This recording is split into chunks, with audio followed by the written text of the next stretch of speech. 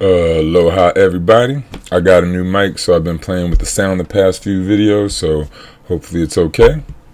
We're going to do one more video talking about the DNC chair forum. And so this one is from a right-winger. Let's see, I forget the name of it's Don't Walk, Run Productions. I'm not sure exactly what the guy's name is. He might say it. But he's a pretty funny guy. He's a right-winger. He's a Trump supporter. And we'll begin with the opening statements. Each candidate will have 30 seconds. And we'll start with Dr. Quintessa Hathaway. Good evening, everyone. It is my desire to be the next DNC chair. And I just want to give you all a little bit of something that's been on my heart here over the last couple of days. You fight on, you fight on. You fight on, you fight on. When your government is doing you wrong, you fight on, oh, you fight on. Thank you, Dr. Hathaway. This is the Democratic National Committee, i.e. the Democrats. Thanks to the massive failures of the Biden-Harris administration and the mental and physical decline of President Joe Biden, which led to losing the House and the Senate to the Republicans and the White House to Donald Trump, the Democrat Party is in absolute shambles. The New York Times spoke to more than 50 Democrat leaders, and it doesn't bode well for the party. In private meetings and at public events, elected Democrats appear leaderless, rudderless, and divided. They have no shared understanding of why they lost the election, never mind how they can win in the future. Perfect timing for the Green Party to fill the Green Party. You know, that's going to be my shtick for the next 2-4 years until we get this thing done. But yeah, the Democrats know that they're feckless. They ain't got no leader. They're leaderless, rudderless, divided, right? Let's do this. If you're progressive, if you're left-leaning, go to the Green Party. And that's correct. During a forum for the DNC chair, Democrats were asked about the following political ad. Surgery. For prisoners. For prisoners. Every transgender inmate in the prison system would have access. It's hard to believe, but it's true. Even the liberal media was shocked Kamala supports taxpayer-funded sex changes for prisoners and illegal aliens. And this ad was a major problem for the campaign because they could not figure out how to effectively get in front of it. So moderator Simone Sanders asked DNC chair candidate Ken Martin about what he specifically would have done to respond to that ad. In October of 2024, a large part, about 1/3 of Trump's advertising budget, went specifically to this one ad. It was about gender-changing surgeries for a small number of transgender, incarcerated, undocumented immigrants. These particular ads ended with the line, "Kamala is for they, them, President Trump is for you." How should Democrats respond to this attack? Our party has to live its values. And providing sex change operations to federal criminals certainly isn't a Democrat value, right, Ken? Right? Everyone has dignity. Our party believes that no matter where you're from, no matter where you live, no matter who you love or who you are, you have dignity and we're going to fight for you. And that's what we're going to do as a Democratic Party. So Ken Martin's answer? He would have responded to the ad by doubling down. Further proof that the Democrat Party is majorly out of touch with the American people. Now, while the New York Times said that Democrats have no shared understanding of how they lost the election, they can all agree on one thing. How many of you believe that racism and misogyny played a role in Vice President Harris's defeat? So again, I said this in the other video. Played a role, probably played some of a role, but it wasn't the only reason. Okay. So, that's good. You all passed. It's not that Kamala Harris lost because she was the most unpopular vice president in modern American history or couldn't answer basic questions. No, it's because everyone who didn't vote for her was a racist and a misogynist. But see, he didn't say that. He didn't say everyone that voted for her or voted against her was a racist and misogynist. He said, was it part let him continue. Democrats, the more things change, the more things stay the same. But you can tell, no matter if it's right, left, or center. Mostly we've done left too. So right, left, or center. Nobody believes in the Democrats. Everybody says the Democrats are in turmoil, disarray, whatnot. They're weak. Now is the time. Now is the perfect time to just go ahead and take whatever progressives there are in the Democrats, AOC, if you're really progressive, Ilhan Omar, you guys just come on over to the Green Party. Anybody who's a Democrat voter or whatever, if you're a progressive, a left-winger, come on over to the Green Party. All you disenfranchised non-voters, come over to the Green Party. The line on the Democrats is pretty agreed upon right now. They're weak.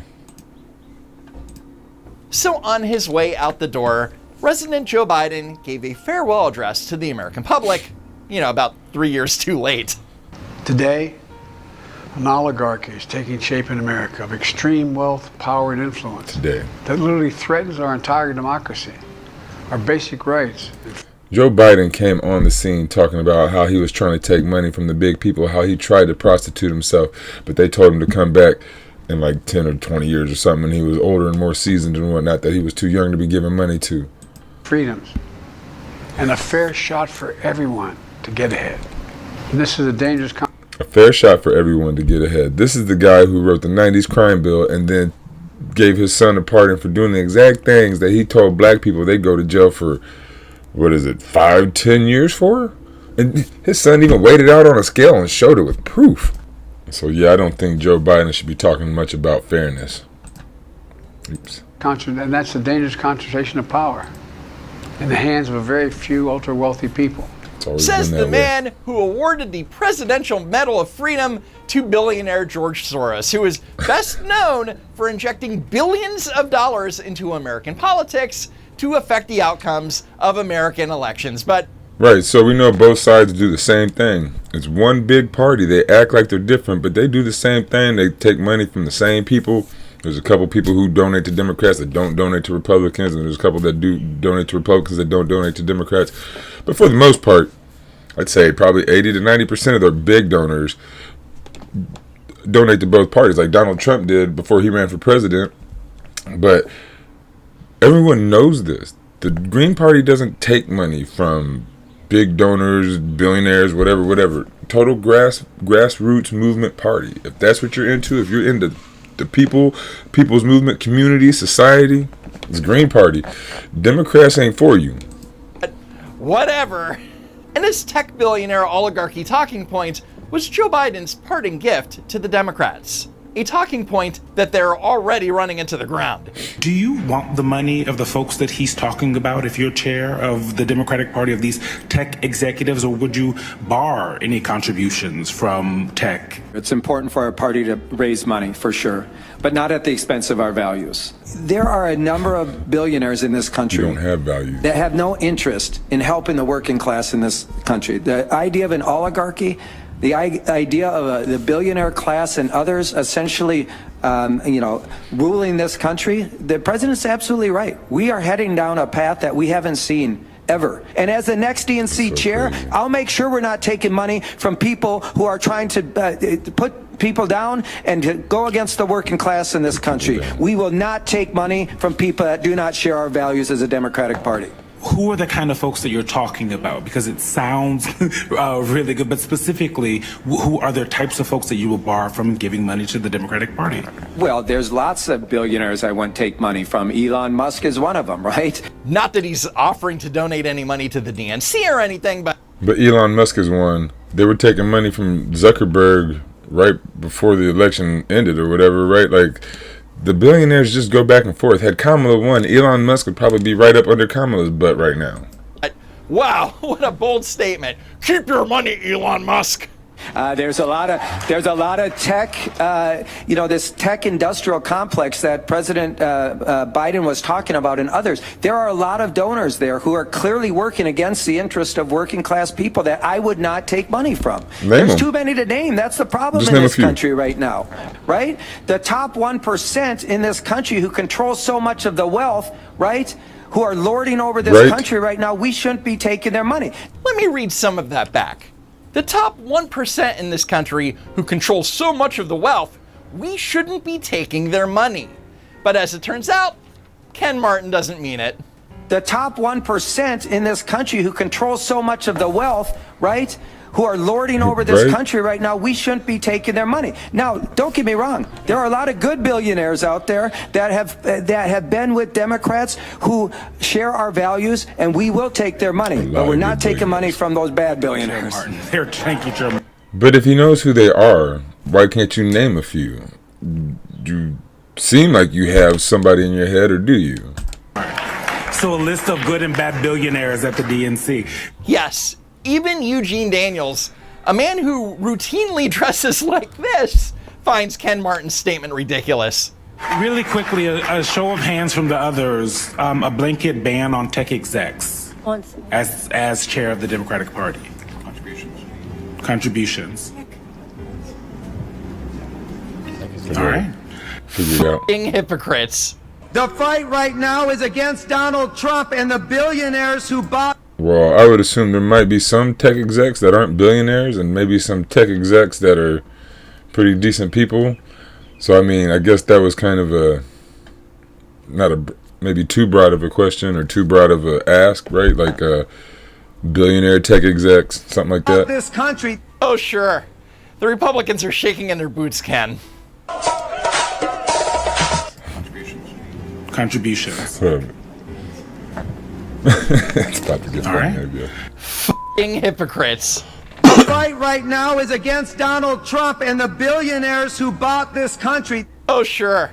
The Republicans are shaking in their boots, Ken.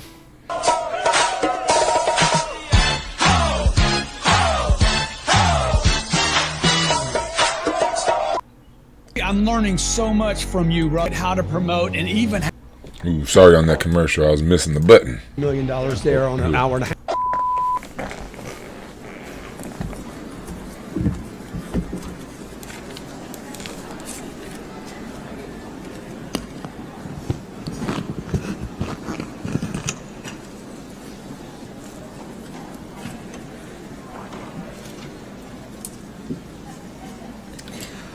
We shall overcome. Now, before he says anything, I think when you have a platform like this, like she has right now, she should be saying something. Unless this is like actually time to have a song, which I don't know if it is or not. But the first time wasn't. But this is probably her time to speak again. Why aren't you speaking, saying something? What are you going to do for the people? Why should they vote for you to be the DNC chair? What is singing going to do? Why are you a serious candidate? Why are you here? We shall overcome. And that pretty much set the tone of the DNC officer elections. But before we continue, let's begin with a very important land acknowledgement. Welcome. The Democratic National Committee wishes to acknowledge that we gather together to state our values on lands that have been stewarded through many centuries by the ancestors and the descendants of tribal nations who have been here since time immemorial. We honor the communities native to this continent and recognize that our country was built on. But how do you honor them? Like, these are just words, like I said in a previous video. You're just using words. You're not doing anything for anybody. On indigenous lands and hope. Gee, I just can't understand why the Democrats are losing to the Republicans. My people are sick and tired of being sick and tired. We are sick and tired of being the last one hired and the first one fired. We are sick and tired of the word white, working class being a code word for whiteness. Fun fact, out of 428 votes cast for DNC chair, Dr. Quintessential Hennessy here received 0 votes. I know you're shocked. Good morning, Democrats. But like I was saying, I don't think she took it too seriously. We do better than that. Good morning, Democrats. All right. Get hype. Yeah, no one voted for him either. I was one of the first people in America to protest at Donald Trump's first rally in New Hampshire. My friend, who was a big mentor to me and encouraged me to get in this race, we did it together. So I've been fighting against Trump this entire time. Others protested more quietly against Trump's perceived anti-Mexican statements. By the way, I love Mexicans. They're great. I'm a trendsetter. I've hated Trump since before it was cool. I can't believe that he only got one vote at the DNC. Where are those good old-fashioned values, guys? My name is Marilyn Davis, and I am running for DNC secretary. All 4 of the most powerful positions of the party at the DNC are poised to belong to people of non-color. I'm asking for your vote to change that today. Vote for me because I'm not white. Ironically, she lost to a gay white man, so there's that. Good evening, Democrats. Look up here. 3 strong black women standing before you. 3 black women who, rather than just grabbing a chair, ran for chair. Hello, Democrats. They are going really hard on the identity politics. Like, so what I've seen more in the Green Party and the DSA is there's a lot of people, a lot of, like, a, what do you call it, like a lot of different types of people. Can't even think of the word right now. But don't really talk about it. Just say, hi, we're here, and then we go about our business, right? You say what we want to do for everybody and talk about the politics of the politics. It's like the rising tide floats all boats, raises all boats, or whatever it is. So if we get universal health care, if you're gay, black, or Mexican, you get health care now. I guess if you're illegal, then whatever. But, like, I mean, but then we would do different stuff with immigration also. We'd make it faster to do your immigration stuff and whatnot.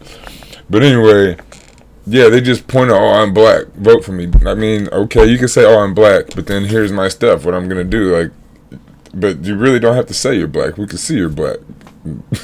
Hey, I am speaking. And I would love your attention. There is a black woman at this podium, and I deserve your attention like the 11 people who went before me. Yes, I am speaking. Whoa, calm down, Timu Kamala. And no, she didn't win either. And if you thought that was cringe, here's Grant Tennille, chair of the Democratic Party of Arkansas, speaking about one of his surrogates. He has taken me to places where he's the only black person and I'm the one who's afraid. And Chris is actually connecting with people who scare the hell out of me. Where's he taking Feeling him? better about the midterms yet? I know I am. See that guy? But I'm feeling better about the midterms. But you can see the Democrats, they're in shambles. They ain't ready. This is a perfect opportunity for the midterms to push the Green Party. Butch Ware already announced his candidacy. He's running for governor of the state of California. Go to Butch Ware for Gov. I think it's butchwareforgov.com.org, something like that. Just look up Butch Ware, governor, California, and you'll find it. You know, get on his campaign, volunteer, call, phone bank, whatever, all that. Get a hold, see what he needs. But then again, also call your local Green Party, no matter where you're at. I'm getting on a call later today for the Alaskan Green Party. I'm trying to get, like I said, this 50 state strategy. I'm gonna try to get on calls with every Green Party across the nation as we do these calls and whatnot. We got 2 years to get people on. Like, I guess we got about a year to get the ballots filled, and then another year for the elections and that. But from now, 2 years to get some people that really care about people into office. My name is Troy Blackwell. I know that I'm a new face to many of you, but I'm a proud Afro-Latino from the South Bronx, New York.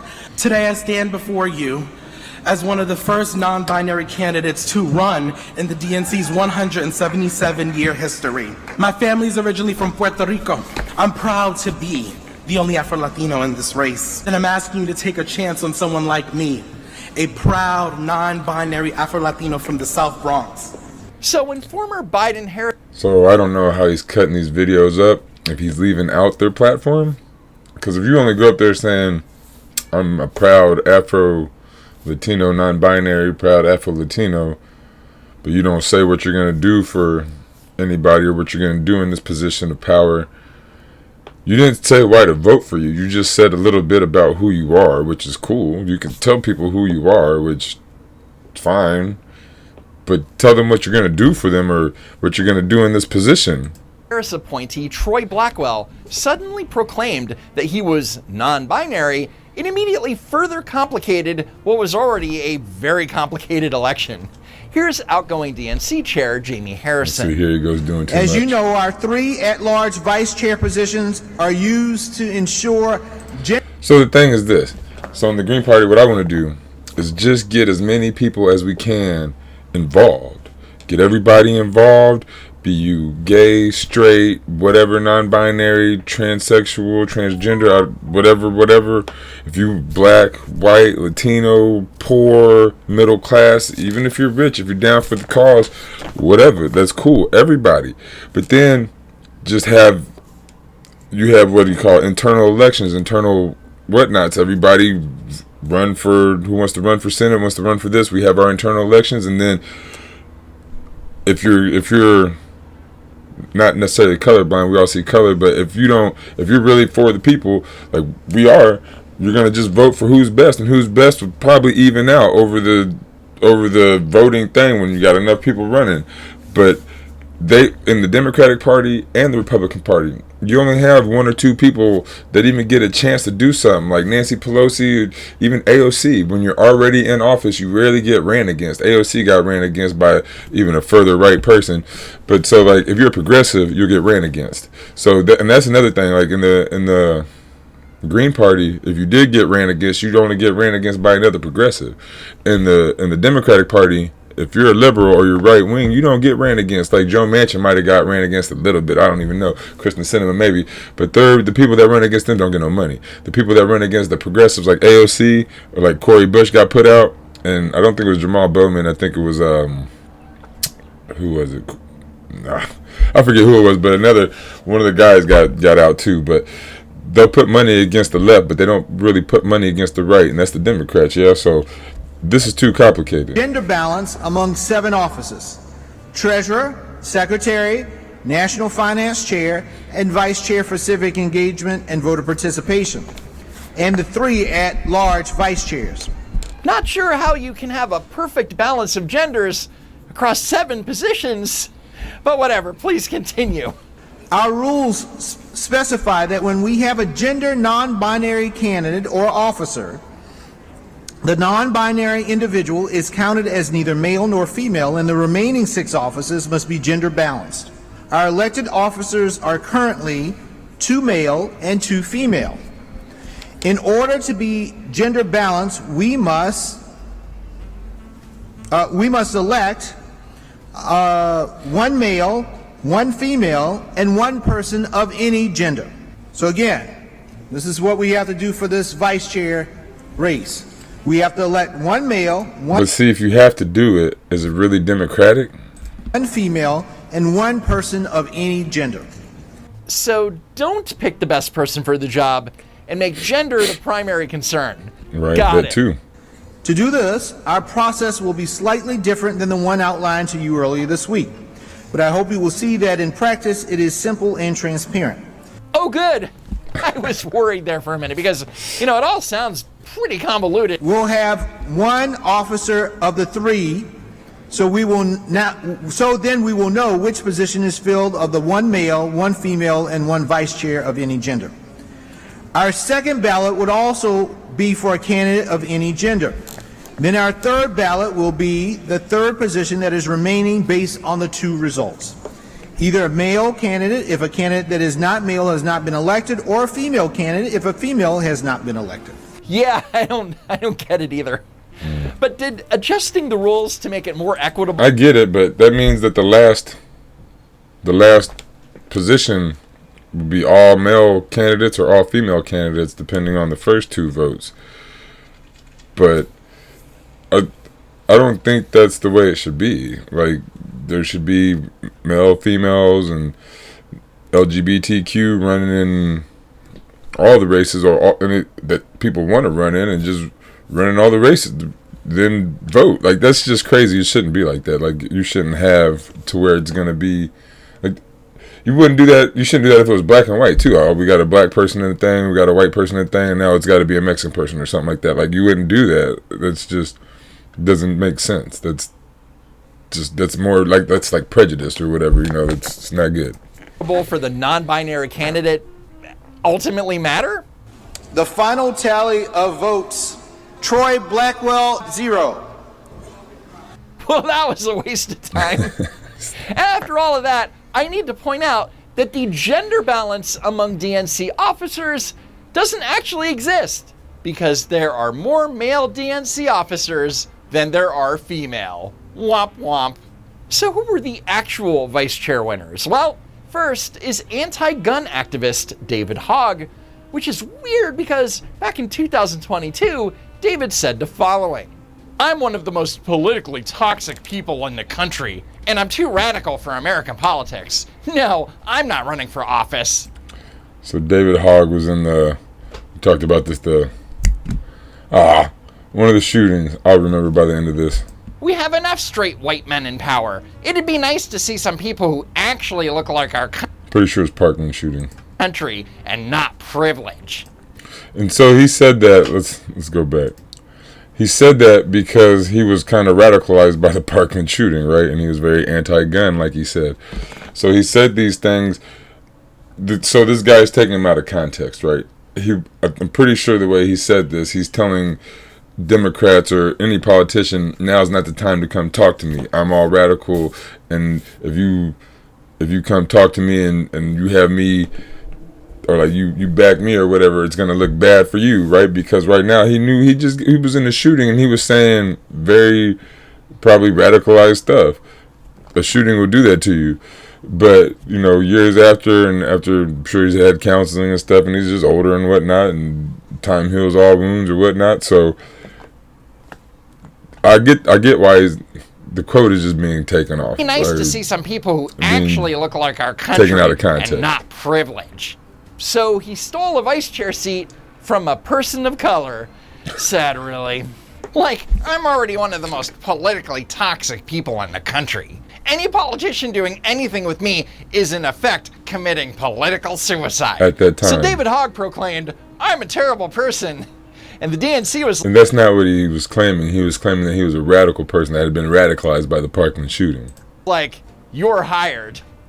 And then there's Malcolm Kenyatta, the Pennsylvania state senator whose biggest accomplishment was losing the 2022 Democratic Senate primary to John Fetterman.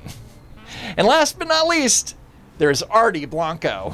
Te quiero mucho, papá. Gracias por todo. My name is Artie Blanco, Freddie Blanco's daughter. Vote for me for vice chair. Una mexicana, sí se puede. Se puede. Se puede. Se puede. Now, I know I don't want to say most people, but I know a lot of political people. I don't know who Freddie Blanco is. I don't know if this is even Freddie Blanco. But if you're Freddie Blanco's daughter is your only thing, like that's like saying I'm MLK's son. Like if that's your only thing, like not talking about the actual MLK son. But if that's the only thing you had, or you're like, oh, I'm Malcolm X's son, or I'm even George Bush or Barack Obama, right? If all you say is, oh, I'm somebody's son or daughter, you need a little more than that. But again, I don't know how this guy's clipping it up. Thank you, gracias. Todos juntos. The DNC is not a serious organization, guys. Anyway, that's it for now. The DNC is not a serious organization. Who agrees? Put your hand up. Now I'm saying, look, now's the time. You got all these liberal YouTube channels saying the same stuff about the DNC, but begging them to pull their head out and begging them to get stronger. Most of you guys say you're progressive, but if you're begging the DNC to pull their head out and get stronger, you're really liberal. Back the Green Party. Now's the perfect time to talk to Ro Khanna, talk to AOC, talk to Bernie Sanders, talk to Ilhan Omar, and tell them, hey, let's make a movement. Let's really do this. Because Bernie Sanders, Barack Obama, the Black Panther Party, even Donald Trump showed that you can make a movement right now. It does not take a long time to make a movement. The difference is Donald Trump sustained his movement. Barack Obama got in office. It's like, sit down, I got this, go back to the home. We was ready to hit the streets. Bernie Sanders got cheated. and said, "Oh, I'm gonna follow my promise, and I'm gonna back Hillary Clinton." Should have went to the Green Party. You know you got cheated, man. You should have bunked those promises. When you get cheated, promises don't count no more. You should have went to the Green Party, sustained that movement. Didn't. 2020, the movement came back for Bernie, right? Shows, even when they kill the movement or subdue the movement, if you have the right charismatic leader, the movement is there. It's ready. We're there. We're ready. Black Panther Party. Fred Hampton. If you know anything about him, he was so charismatic. They had to kill him at the age of 21. I think it was 20, maybe 23, but I'm pretty sure it was 21. They started a movement. They killed the figureheads. And then it died, right? MLK was going to do the March on Washington, the Rainbow Coalition. Killed them. Killed the movement. The Green Party is the Rainbow Coalition. It is the sustainability of the movement. We get some charismatic people in. We get that same Bernie Sanders crowd coming, getting out, getting hyped, doing the thing. It doesn't matter if they kill me. It doesn't matter if they kill one or two people, which they might. This is the American government. They will kill left wing progressivism trying to help the people. Look it up. I've done videos on it. Look up CIA is a terrorist organization. There's my I did a video on Second Thought's video. Look up Second Thought. CIA is a terrorist organization. That's a straight up video. I did a video on his video. But yeah, it's time. But the movement can be done. We've seen it. We've seen it many times. It just needs to be sustained. The Green Party is the vehicle that will sustain the movement. And you will know this if you get information from across the spectrum.